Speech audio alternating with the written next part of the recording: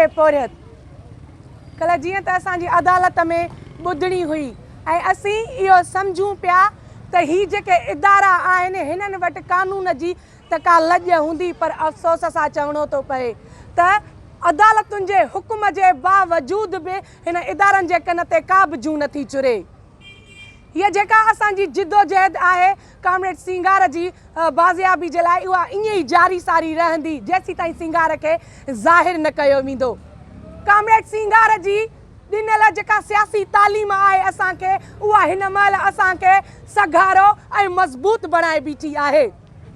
ऐं जेसीं ताईं सिंगार खे ज़ाहिर न कयो वेंदो तेसीं ताईं असां हिन अदालतुनि सां हीअ कानूनी वेड़ विढ़ंदासीं ऐं जेका पंहिंजी सियासी वेड़ आहे जेका हिननि रोडनि रस्तनि ते हली रही आहे उहा बि बरक़रार रखंदासूं, पर जमहूरी अंदाज़ सां ऐं पुरअमन तरीक़े सां।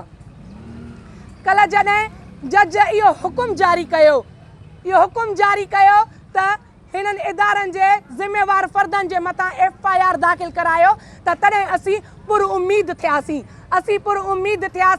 त भले ही इदारा जेके हिननि कानूननि खे नथा मञनि, हिननि अदालतुनि खे नथा मञनि, जेके हिननि खे पुठी ॾेई रहिया आहिनि, असीं पोइ बि हिननि खे ईअं ई मजबूर कंदा रहंदासीं हिननि अदालतुनि ॾांहुं अचण जे लाइ।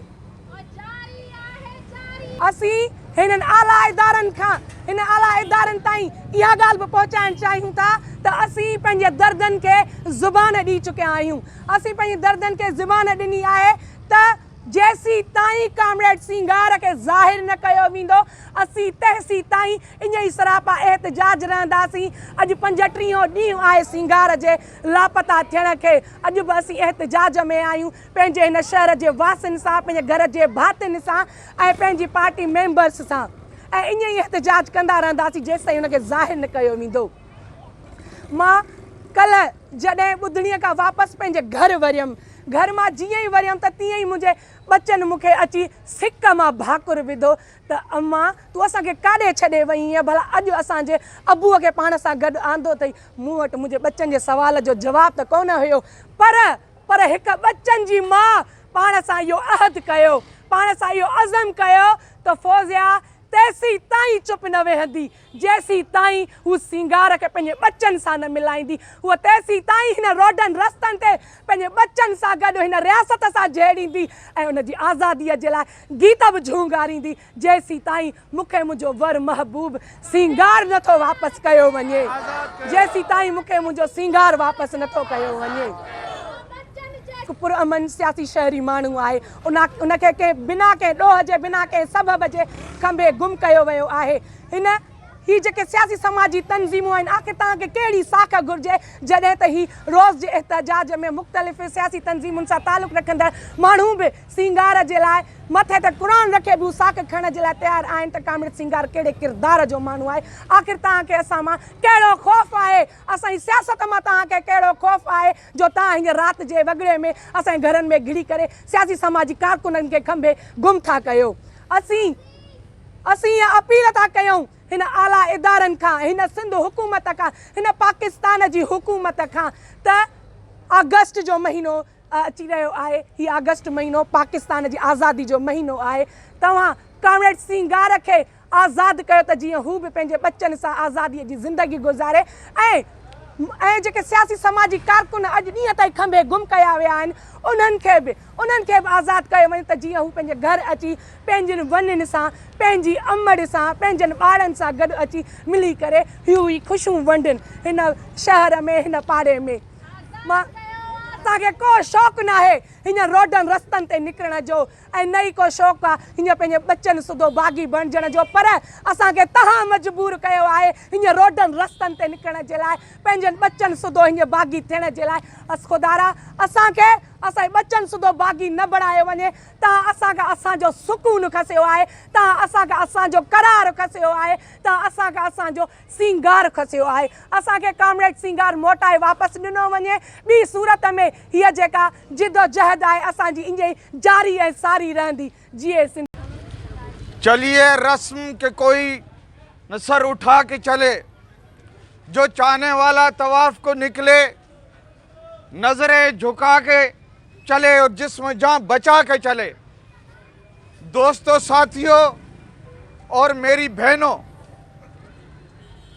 कॉमरेड सिंघा नूनारी को जो रात की तारीकी में ये रियासत के इदारे जो उठा के लेके गए हैं, इसी तरह पूरे सिंध में जो सियासी और कौमी कारकुनों को रात की तारीकी में उठा कर लेके गए हैं, ये रियासत का फस्ताई अमल है। इस फस्ताई अमल की कम्युनिस्ट पार्टी ऑफ पाकिस्तान सख्त अल्फाज में मजम्मत करती है। दोस्तों, साथियों, रियासत के इस फस्ताई अमल से सिंध के सियासी कारकुन हो या इस मुल्क के मजलूम जो 3 सूबे हैं उसमें सियासी कारकुन या कौमी कारकुन, वो खौफ में मुब्तला नहीं हो रहे। इससे नफरत बढ़ रही है रियासत के खिलाफ, और ये नफरत अब सिर्फ सिंध में नहीं, पूरे 3 सूबों में नफरत है रियासत के खिलाफ।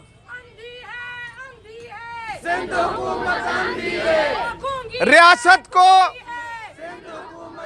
सबक सीखना चाहिए, क्योंकि इस वक्त जो खित्ते की सूरत हाल हो गई है, हमारी रियासत पूरी दुनिया में तनाव हो गई है। खास तौर पर जिसके ये गुण गाते थे कि उनकी दोस्ती जो है वो समंदर से गहरी और शहद से मीठी है, अब उस दोस्त ने भी इन पर एतबार करना छोड़ दिया है। आप ये अंदाजा लगाएं कि दासू के वाक़े पर जो इन हुक्मरानों की जो बोलियां थी, उसके खिलाफ चाइना की तहकीकाती टीम आई है और वो तहकीकात कर रही है। ये सूरत हाल हो गई है इस रियासत की। और फिर अफगानिस्तान में जिस तरह अमरीकियों ने और उसके साथी नेटो के फौजों ने अफगानिस्तान छोड़ा है, उस छोड़ने पर वो जो जदीद असला है वो तालिबान, अलकायदा और दाइश के हाथों लगा है। अफगानिस्तान के तमाम पड़ोसी मुल्कों की सरहदों पर जो तालिबान ने कब्जा किया है, और ख़ास तौर पर दाइश ने जो पेनिट्रेशन कर रही है चीन के खिलाफ, वो सिर्फ चीन के खिलाफ नहीं, इस मुल्क में भी जो है वो पेनिट्रेशन हो रही है। रियासत को समझना चाहिए कि वो अंदरूनी मुल्क जो नफरत फैला रही है, ये नफरत कहीं खुशी के इज़हार में न तब्दील हो जाए, क्योंकि सिंघार नूनारी कोई मुल्क दुश्मन नहीं, कोई अलहदगी पसंद नहीं, कोई मुल्क तोड़ने वाला नहीं था, जिसको तुमने रात की तारीकी में जो है वो अगवा कर लिया और आज तक जाहिर नहीं कर रहे। हमारी बहन ने जिस तरह बात की है, ये बिल्कुल इसी तरह ही 3 मुल्क के मजलूम सूबों की माएँ, बहनें, बेटियां रोडों पर हैं। ये रियासत के खिलाफ नफरत है तो ही रोडों पर हैं, और ये चाहते हैं दुनिया के वो साम्राज्यी ममालिक जिनके ये पिट्ठू थे, अब वो ये चाहते हैं कि इस रियासत को सबक सिखाया जाए। लेकिन कम्युनिस्ट और तरक्की पसंद कभी ये नहीं चाहते कि मुल्क में इंतशार हो, अनारकी की कुव्वतें यहाँ जो है ताकतवर हों। हम तो उनके खिलाफ मुजाहिमत करेंगे, हम उनके खिलाफ लड़ेंगे।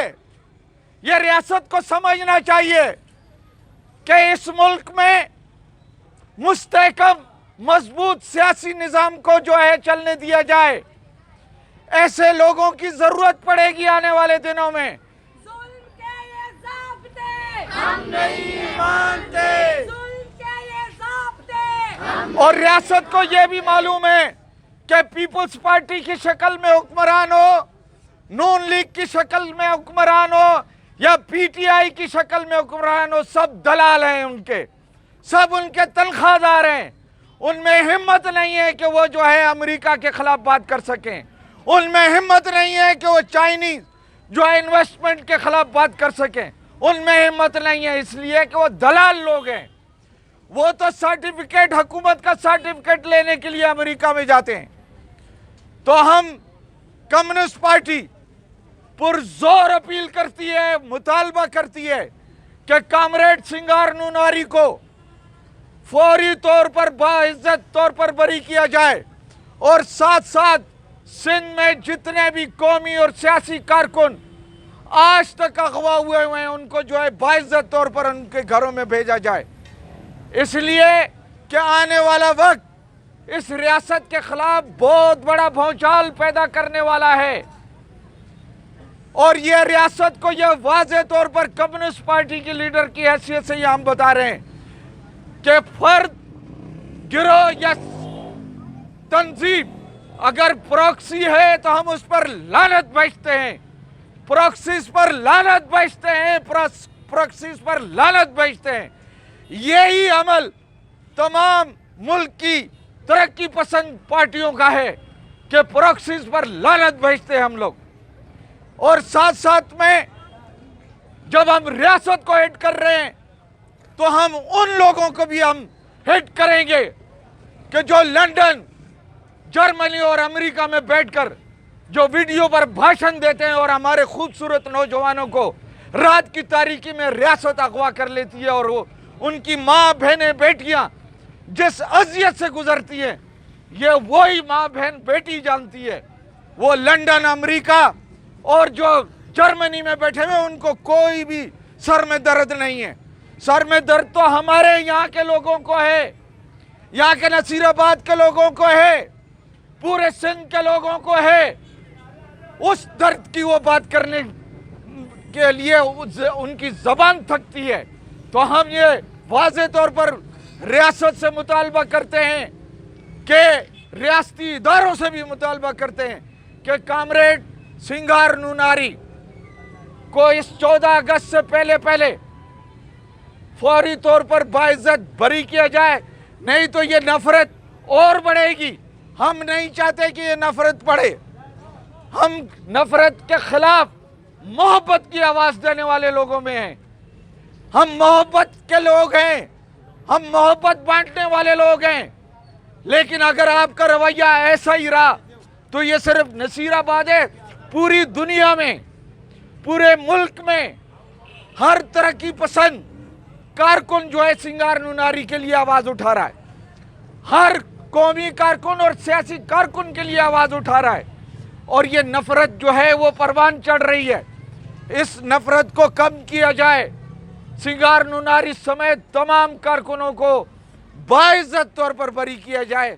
और कम्युनिस्ट पार्टी आखिर में फिर पुरजोर मुतालबा करती है, जिन लोगों ने अगवा किया है, जो लोग उठा के लेके गए, वो भी सबक सीखें।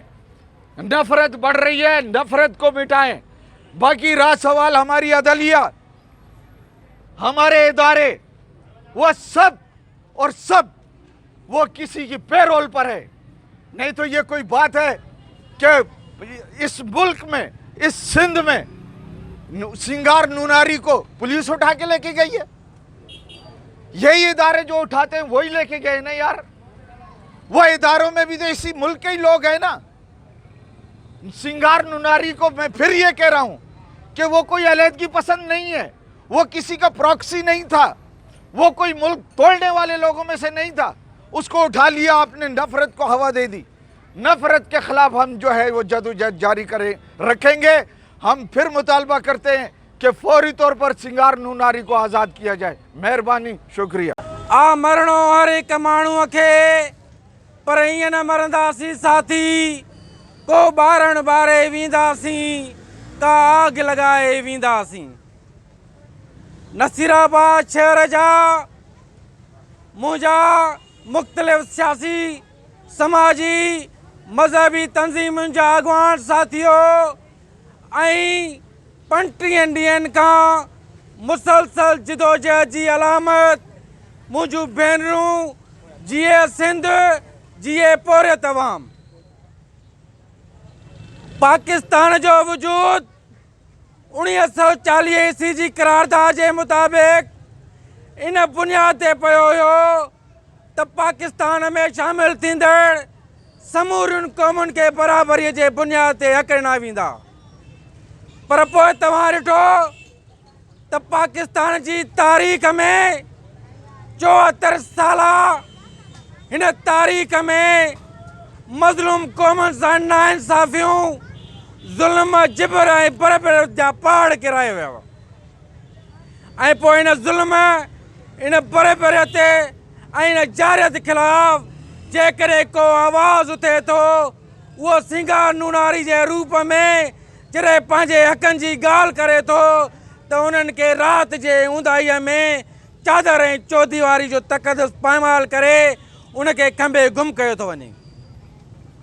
मां हिन मुल्क जे आला इदारनि समेत पाकिस्तान जे वज़ीर आज़म खां सिंध जे वज़ीर आला खां इहो पुछणु चाहियां थो त पाकिस्तान जे कहिड़े आइन जे पहिरां में लिखियलु आहे त को बि जेकॾहिं माण्हू तव्हांजी नज़र में ॾोही आहे त तव्हां उनखे राति जी ऊंदाहीअ में खंभे गुम कयो।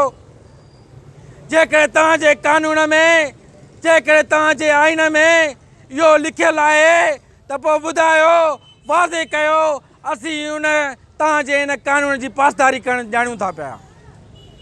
पर ही बराबरियत जेका तव्हां 73 सालनि खां जारी रखी पिया अचो उनजो फ़क़ति हिकिड़ो ई मक़सदु आहे त जेकी जारियत तव्हां क़ाइमु रखी आहे उन आवाज़ खे तव्हां दॿाइण जी कोशिशि करणु था चाहियो। हिन मुल्क में हमेशह ईअं रहियो आहे त डंडे जी हुकूमत रही आहे। जमहूरियत दुश्मन कुवतूं कॾहिं बि नथियूं चाहिनि त ही मुल्क हिननि मारूड़े माण्हुनि पोरियतनि हारनि मज़दूरनि जे ख़िलाफ़ सां पंहिंजी तरक़ी जी तरफ़ गामज़न रहे। पर ही चाहिनि था त अहिड़ा आवाज़ जेकी हिन जी करप्शन खे ज़ाहिर कनि था जेके हिन जी नाइंसाफ़ियुनि खे ज़ाहिर कनि था उन्हनि आवाज़नि खे ई दॿाइण जी कोशिशि कनि था। इन करे मां सम्झां थो त सिंगार नूनारी जी जिबरी गुमशुदगी में हितां जा हुक्मरान पोइ चाहे सिंध हुकूमत हुजे वफ़ाक़ी हुकूमत हुजे या उन सां लाॻापियल जेके रियासती इदारा आहिनि उहे हिन में मुलविस आहिनि। असीं सिंध तरक़ी पसंद पार्टी तरफ़ां सिंगार नूनारी जी आज़ादीअ जी घुर कंदे वरी बि इहो मुतालबो कयूं था चीफ जस्टिस ऑफ पाकिस्तान खां त पोरियत मज़दूर हारी दोस्त ऐं शहर दोस्त कामरेड सिंगार नूनारी खे फौरी तौर ते आज़ादु कयो वञे त जीअं ही अवाम ही जेको अॼु तव्हांजा वॾो पुरअमन आहे उहो कॾहिं पुरतशदुद न थी वञे। महिरबानी। चङी मथियां बेजम बुकी ॾे अला चङी मथियां सजण अचे मान कर लाहो थी कॾहिं हाणे आओ कामरेड आज़ादी प्यारनि जी घुरंदा आज़ादी सिंगार जी घुरंदा आज़ादी सिंगार जी घुरंदा आज़ादी आईन जी घुरंदा